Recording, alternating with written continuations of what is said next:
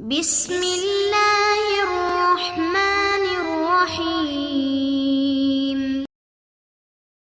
باللہ من الشیطان الرجیم بسم اللہ الرحمن الرحیم الحمد للہ رب العالمین والصلاة والسلام علی سیدنا وحبیبنا وطبیب نفوسنا محمد وآلہ الطیبین الطاہرین۔ عزیز ساتھیو، السلام علیکم ورحمۃ اللہ وبرکاتہ۔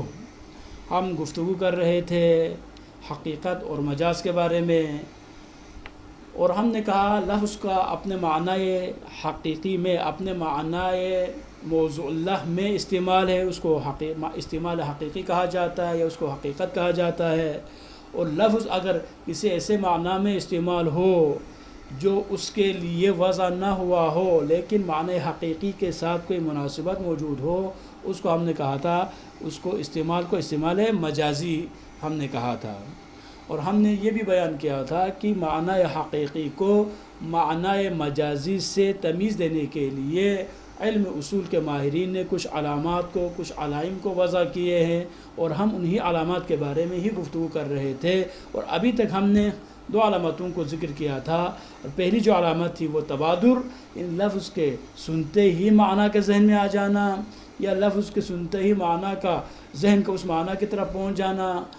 اور دوسری جو علامت تھی ہم نے کہا تھا حمل کا صحیح ہونا اور سلب کا صحیح نہ ہونا۔ حمل صحیح ہو اور سلب صحیح نہ ہو، اس کو ہم کہتے ہیں معنی حقیقی ہے، اور اگر سلب صحیح ہو تو ہم یہ کہہ سکتے ہیں کہ یہ جو معنی جس میں متکلم نے اس لفظ کو استعمال کیا ہے وہ معنی حقیقی نہیں ہے۔ اور ہم نے یہ بھی بیان کیا حمل کی دو قسمیں موجود ہے، حمل ذاتی اولی، اور جس میں جو ہے محمول اور موضوع میں مفہوم کے لحاظ سے اتحاد پایا جاتا ہے، لیکن اگر ان دونوں میں اختلاف اگر موجود ہے تو کیا ہے، اجمال اور تفصیل کے اعتبار سے ہے۔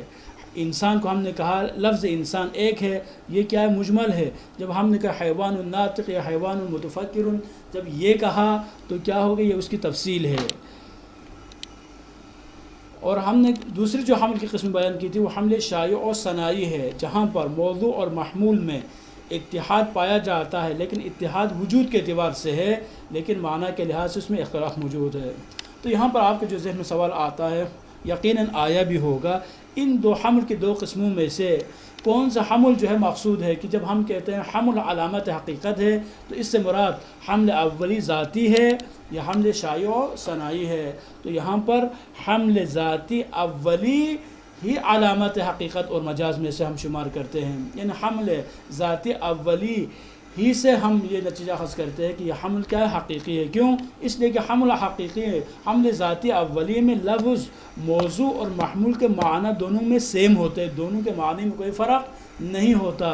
اور ہم یہی جاننے کی کوشش کر رہے تھے کہ ایک لفظ کو کسی معنی میں استعمال کیا ہے، اور تو ہمیں کیسے پتہ چلے کہ وہ معنی اس کے معنی حقیقی ہے یا معنی مجازی ہے؟ تو ہم نے کہا یہ استعمال حقیقی کا مطلب یہ ہے کہ استعمال درست ہو۔ تو ہم نے جب دیکھا کہ حمل اولی ذاتی میں کیا ہوتا ہے، لفظ کا اس معنی میں استعمال بالکل درست ہوتا ہے، موضوع اور محمول میں چونکہ معنی کے لحاظ سے اتحاد پایا جاتا ہے، یعنی یوں کہیں کہ واضع نے اس لفظ کو اس معنی کے لیے وضع کیا ہوا ہوتا ہے۔ حیوان ناطق کے لیے انسان کو وضع کیا ہے، حیوان مفترس کے لیے اسد کو وضع کیا ہے، جسم سیال کے لیے کس کو وضع کیا، بارد بطبع کے لیے ماء کو، پانی کو وضع کیا ہے۔ تو یہاں پر حمل ذاتی اولی علامت حقیقت اور مجاز میں سے ہے، لیکن حمل شائع اور صناعی کیا ہے، وہ علامت حقیقت اور مجاز میں سے نہیں ہے۔ لیکن اگر حمل شائع اور صناعی اگر درست ہو، مثلا میں کہتا ہوں زید انسان ہے، تو یہ جملہ کیا ہے، یہ جملہ صحیح ہے۔ اس جملے کے صحیح ہونے سے ہم یہ نتیجہ اخذ کر سکتے ہیں کہ یہ زید انسان کے مصادیق، اس کے افراد میں سے ایک فرد ہے۔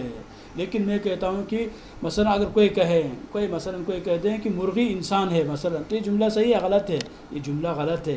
اس کے غلط ہونے سے ہمیں یہ نتیجہ جو ہے ہم اخذ کر سکتے ہیں کہ یہ مرغی انسان کے مصادیق میں سے ایک مصداق نہیں ہے۔ تو انہی علامات میں سے جو تیسری جو علامت ہے وہ علامت کیا ہے جی، وہ علامت ہے اضطراد۔ اس علامت کو کہتے ہیں اضطراد۔ اضطراد کا مطلب عربی میں کیا ہے، شائع ہونا، عام ہونا، اس کو کیا کہتے ہیں؟ اضطراد کہتے ہیں نا، اضطراد افتعال میں سے ہے. تو یہاں پر کیا ہے؟ شائع ہونا، عام ہونا. لیکن علم اصول میں جب ہم اضطراد کی بات کرتے ہیں تو وہ لفظی معنی مقصود نہیں ہے، بلکہ کیا ہے؟ ایک خاص حیثیت اور وجہ سے ایک لفظ کا استعمال افراد کلی میں شائع اور عام ہو تو اسے اضطراد کہا جاتا ہے. مثلا رجولیت کے اعتبار سے لفظ رجل تمام مصادق رجل میں استعمال مثلا کیا درست ہو. مثال کے طور پر ایک آدمی کو ہم نے دیکھا، مثال کے طور پر عبد الکریم کو ہم نے دیکھا، تو میں آپ سے پوچھتا ہوں اب یہ کیا؟ آپ نے کہا یہ رجل ہے، کہا ہے. اچھا، اس کے بعد عبداللہ کو دیکھا، میں آپ سے پوچھتا ہوں یہ کیا؟ آپ نے کہا یہ بھی رجل ہے، کہا ہے. اچھا، اس کے بعد مثلا علی کو دیکھا تو آپ نے کہا یہ کیا ہے؟ آپ نے کہا یہ رجل ہے، کہا ہے.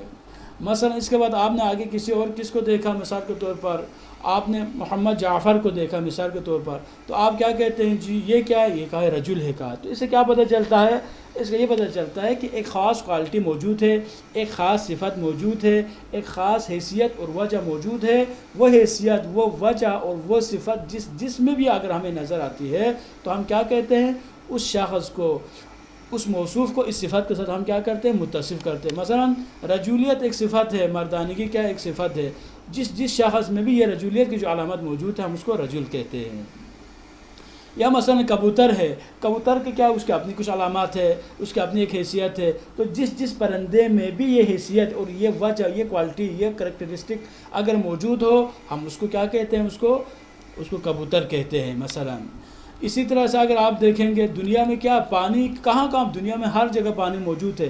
تو وہ پانی کہنے کے لیے ایک خاص قسم کی اس میں کوالٹی موجود ہے، ایک صفت ہے جو کیا ہے؟ جس میں نہ بو ہے، نہ اس کا کوئی خاص رنگ ہے، نہ اس کا کوئی ذائقہ موجود ہے، لیکن لذیذ ہے. میٹھا ہونے کے باوجود بھی اس کو کوئی خاص ہم اس کو ذائقہ نہیں کہہ سکتے. جو عام طور پہ کہتے ہیں میٹھا ہے یا نمکین ہے، تو اس نمکین کے مقابل میں اس کو میٹھا کہتے ہیں. ورنہ خود پانی کا نہ کوئی خاص ذائقہ ہے، نہ پانی کا کوئی رنگ ہے، نہ پانی کی کوئی بو ہے. تو کیا ہے؟ اس صفت کو دیکھ کر جہاں پر آپ یورپ جاتے ہیں تو بھی آپ اس کو پانی کہتے ہیں. آپ جو ہے مشرق وسطیٰ جاتے ہیں وہاں پر بھی آپ پانی کہتے ہیں. ادھر پاکستان میں آ کر آپ کو نظر آتا تو آپ کہتے ہیں پانی. تو یہ کیوں کہا ہے؟ کہتے ہیں ایک خاص خصوصیت کی وجہ سے، ایک خاص حیثیت کی وجہ سے ہم ایک لفظ کو کسی معنی کے ساتھ مختص کرتے ہیں، اور وہی حیثیت اور وہ وجہ جہاں ہمیں نظر آتی ہے ہم اس کو بول سکتے ہیں. بس اضطراد کا مطلب یہ ہو گیا یہاں پر ایک ایسی صفت جس کی وجہ سے ایک لفظ کا کسی معنی میں استعمال جب بھی، جہاں بھی، جیسے بھی کریں درست ہو، اس کو آپ کیا کہتے ہیں؟ اس کو اضطراد کہتے ہیں. اور جیسے فرض کریں یہاں پر ایک مثال، جو اور مثال آپ کو سمجھانے کے لیے میں دینا چاہوں گا، وہ یہ ہے مثلا کہ ایک کسی زبان کا کوئی لفظ آپ سنتے ہیں. مثلا آپ عرب کنٹریز میں جاتے ہیں، وہاں پر ایک لفظ آپ نے لفظ ماء سنا، آپ حیران ہو جاتے ہیں کہ یہ ماء کسے کہا جاتا ہے. تو جب آپ نے دیکھا تو کیا کہتے ہیں؟ ایک مثلا فقیہ نے کہا، ایک مجتہد تھا، اس نے کہا الماء طاہر و مطہر، پانی پاک ہے اور دوسری چیزوں کو پاک بھی کرتا ہے. کیمسٹری والے کیا کہتے ہیں؟ مثلا الماء رطب سیال کہا ہے، ایک مرطوب ہے اور ساتھ بہنے والی شے ہے، کہا ہے.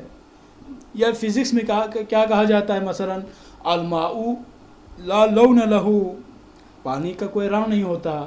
جب آپ نے دیکھا کہ ایک زبان کو جاننے کے لیے آپ نے ایک آدمی سے سنا اس کا کوئی رنگ نہیں ہے، تو وہ کیا چیز ہے؟ ماں کا. جب ان تمام باتوں کو سننے کے بعد آپ کے ذہن میں ایک مطلب آتا ہے، وہ کیا ہے؟ اچھا جی، وہ جو ماں ہے جس کا رنگ نہیں ہوتا اردو میں کہ وہ پانی ہے.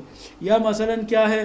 جو خود پاک بھی دوسروں کی چیزوں کو پاک بھی کرتے ہیں، وہ کیا؟ وہ پانی ہے. ان تمام باتوں کو سننے کے بعد آپ کہتے ہیں اچھا جی، یہ جو عربی میں جو ماں کہا تھا وہی ہمارے جو اردو زبان میں پانی ہی ہے جی، اور کوئی چیز نہیں ہے. تو کیا پتہ چلا؟ یہ لفظ مختلف اینگل میں، مختلف جو ہے علوم میں استعمال ہو رہا ہے، لیکن سب میں جو معنی ہے وہی سیم ہے. اب اضطراد بھی کیا ہے؟ علماء فرماتے ہیں علامات حقیقت میں سے ایک علامت کیا ہے جی؟ اضطراد ہے. اور اضطراد کی جو فقہی جو مثال دیتے ہیں، مثال یہ ہے لفظ غنیمت ہے. مثلا یہ لفظ غنیمت، یہ جو غنم جو استعمال ہوتا ہے یا غنیمت جو کہا گیا ہے، غنیمت کا مطلب کیا ہے؟ آیا غنیمت سے مراد صرف وہ مال مقصود ہے، وہ فائدہ مقصود ہے جو مسلمان کافروں کے ساتھ جنگ کرتے ہیں، وہ حالت جنگ میں ان کو جو فائدہ حاصل ہو رہا ہے، جو مال مل رہا ہے، کیا وہی ہی غنیمت ہے؟ یا غنیمت جو ہے اس کے معنی مطلق ہے، بہت سارے معنی میں یہ لفظ استعمال ہوتا ہے. مثلا قرآن کریم سورہ انفال آیت نمبر 41 میں اللہ تعالیٰ کا ارشاد ہے وَعْلَمُوا أَنَّمَا غَنِمْتُم مِّن شَيْءٍ، کہ وَعْلَمُوا جان لو أَنَّمَا غَنِمْتُم مِّن شَيْءٍ، کہ جو بھی چیز چیزوں میں سے جو بھی تمہیں فائدہ حاصل ہو، غَنِمْتُم مِّن شَيْءٍ فَأَنَّ لِلَّهِ خُمُسَهُ وَلِلرَّسُولِ ذِي الْقُرْبَى جو حکم کہا ہے جب بھی فائدہ ہو تو اس میں سے جو ہے 5واں حصہ نکالنے کا اس آیت میں حکم دے رہا ہے۔ تو اب ہمیں ذہن میں ایک سوال پیدا ہوتا ہے کہ وہ کیا ہے فائدے سے مراد؟ صرف جنگی فائدہ ہے جس کو تمام مسلمان متفق ہے کہ جو جنگ غنیمت، اس کو کیا کہتے ہیں؟ جنگی جو فوائد کو غنیمت کہا جاتا ہے۔ تو اس معنی کو سمجھنے کے لیے ہمیں چاہیے کہ ہم قرآن کی دیگر آیات کی طرف رجوع کریں۔ تو قرآن میں مثلا کیا ایک اور آیت موجود ہے، وہ آیت کیا سورہ نساء آیت نمبر 94 میں ہے، بسم اللہ الرحمن الرحیم تبتغون عرض الحیات الدنیا فعند اللہ مغانم کثیرہ۔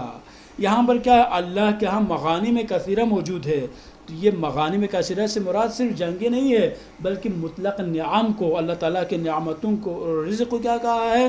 غنیمت کہا ہے۔ اور اسی طرح سے ایک اور جو ہے یہاں پر روایت مبارکہ میں جو یہ لفظ موجود ہے، مثلا وقال رسول اللہ صلی اللہ علیہ وآلہ وسلم، کیا فرمایا؟ اللہ زکوٰۃ کے بارے میں آپ نے فرمایا اللہم اجعلھا مغنما، یہاں پر بھی جو کہا ہے کہ اس مال کو اس کے لیے بابرکت قرار دے دیں، یہاں پر مغنم بھی اسے فائدہ مند قرار دے دیں۔ یہ غنیمت لفظ بھی کیا ہے؟ اس مطلق مال کے لیے استعمال ہوا ہے۔ یا مثلا مسند احمد میں ایک روایت موجود ہے غنیمت مجالس الذکر الجنہ، جو مجالس جہاں ذکر الہی جہاں پر ہوتا ہے اس مجلس میں بیٹھنے کے فوائد میں سے ایک فائدہ کیا ہے؟ وہ انسان کو جنت مل جاتی ہے۔ یا رمضان جو کریم ہے، اس رمضان کے جو مہینے میں اس کے جو بہت سارے فوائد جو ہے بیان کیے ہیں، بہت سارے صورتیں بیان ہوئی ہے، ان میں سے کیا غنم المؤمن، مومن کے فائدے کا یہ مہینہ ہے۔ کیوں فائدے کا مہینہ نہ ہو کہ اس میں آپ کی سانس جو ہے تسبیح ہے، آپ کی نیند عبادت ہے، یہ کہا ہے۔ ان تمام باتوں سے ہمیں یہ نتیجہ جو ہے ہم اخذ کر سکتے، وہ یہی ہے کہ یہ مطلق فائدے کے لیے یہ لفظ غنیمت جو ہے استعمال ہوا ہے۔ اب جو ان میں سے علامات میں سے یہ جو چوتھی جو علامت ہے وہ علامت کیا ہے؟ تو فرماتے ہیں علامت حقیقت میں سے ایک علامت حقیقت اور مجاز میں سے ایک علامت تنسیس اہل لغت ہے۔ تنسیس کا کیا مطلب ہے؟ یہاں پر اہل لغت یعنی اہل زبان، اور تنسیس کا مطلب کیا ہے؟ ان کی صراحات، یعنی لغت لکھنے والے، ڈکشنری لکھنے والے جو ماہرین ہیں، لغت کے جو ماہرین ہیں، کہ اگر وہ کہہ دیں کہ فلاں لفظ فلاں معنی کے لیے استعمال ہوا ہے، تو اگر وہ صریحتاً یہ کہہ دیں تو اس سے ہمیں معلوم ہو جائے گا کہ وہ لفظ اس معنی کے لیے وضع ہوا ہے یا وضع نہیں ہوا ہے۔ یعنی عربی زبان کے ڈکشنری لکھنے والوں کی تصریح سے بھی معنی موضوع اللہ کو غیر معنی موضوع اللہ سے مشخص کیا جا سکتا ہے۔ مثلا ابتدائی عربی لغت کے تحریر کرنے والے جیسے خلیل ابن احمد بن فراہدی مثلا، جنہوں نے کتاب العین کو مدون کیا، اور جوہری جنہوں نے صحاح کو مدون کیا، تو اگر یہ جو علماء ہے، یہ جو ماہرین ہے، یہ اگر بتائے مثلا لفظ سعید ہے، لفظ سعید کس کے لیے وضع ہوا ہے؟ فَتَيَمَّمُوا سَعِيدًا طَيِّبًا، قرآن میں ذکر ہوا ہے اگر پانی نہیں ملتا ہے تو سعید طیب پاک سعید پر تیمم کرے۔ تو ہمیں پتہ نہیں چلتا ہے سعید سے مراد صرف مٹی ہے یا ریت کو بھی کہا جاتا ہے، یا مثلا کیا ہے کہ مطلق سما کے مقابل میں، آسمان کے مقابل میں جو بھی چیز زمین پر اس کو سعید کہا جاتا ہے۔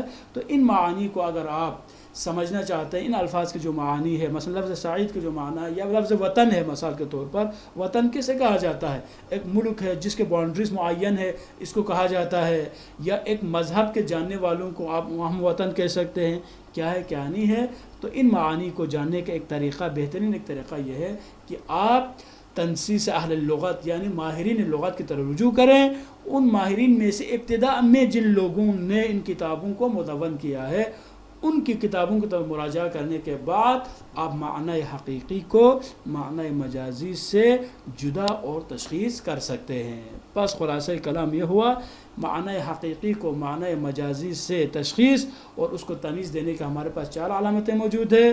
پہلی علامت تبادر ہے، دوسری جو علامت صحت حمل ہے، عدم صحت سلب ہے، اور تیسری جو علامت ہے وہ اضطراد ہے، اور چوتھی جو علامت ہے وہ ہے تنسیس اہل لغات۔ والسلام علیکم ورحمۃ اللہ وبرکاتہ۔